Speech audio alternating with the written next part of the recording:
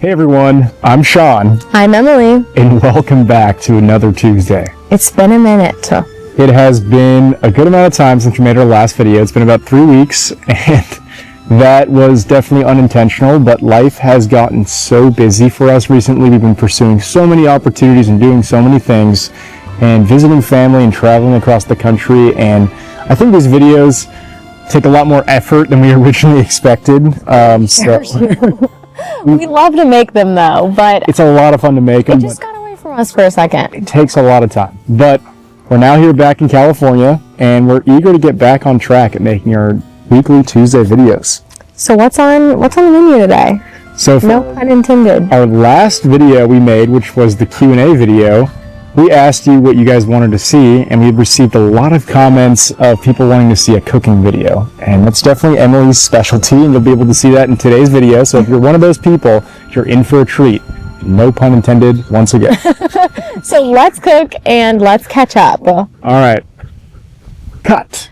As you saw earlier in the video, we went and picked some blackberries from the orchard. They were perfectly ripe and so delicious, and every time I see that, I have to turn it into an opportunity to make a dessert that I love. And this one to me is just a great late summer dessert.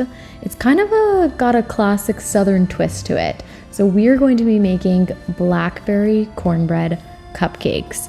And actually, part of the reason that we were late on filming our YouTube videos was because we flew back home to Pensacola, and we were visiting with my mom and dad, which is always so special, but it's really hard to leave. So coming back to California, I was kind of craving a comfort dessert and something that's familiar to me, so I made something that I loved when I was growing up.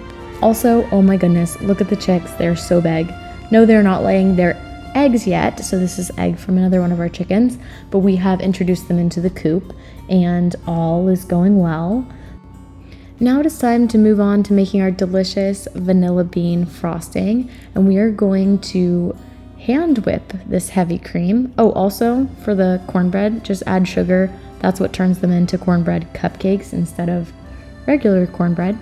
Anyways, here's me really struggling to whip this heavy cream because I could not find the attachment for our blender, so we just went old school and used a whisk. And it took straight 5 minutes of arm workout, but it was so delicious, I would do it again and again. Now we are beautifully assembling them.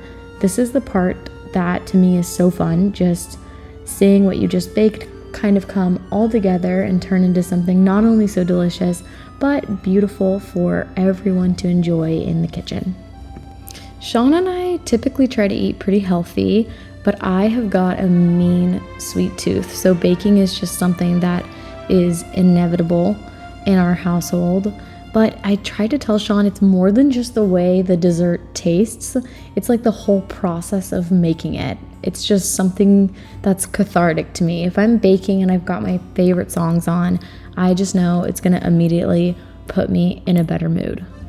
As I finished up our dessert and plated it, it is time for me to bring it to the master taste tester, Sean Cavanaugh himself. So let's just watch and see his reaction. Oh, delicious. I should have asked him to rate it. I think it was a 10 out of 10.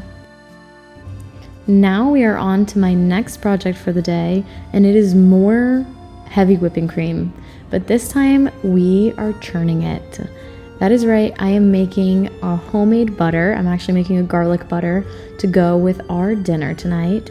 It is so funny. I, for some reason as a kid, just loved to make butter. It's seriously so simple. I would just put heavy cream in like a mason jar and add some salt and just shake until it turned to butter.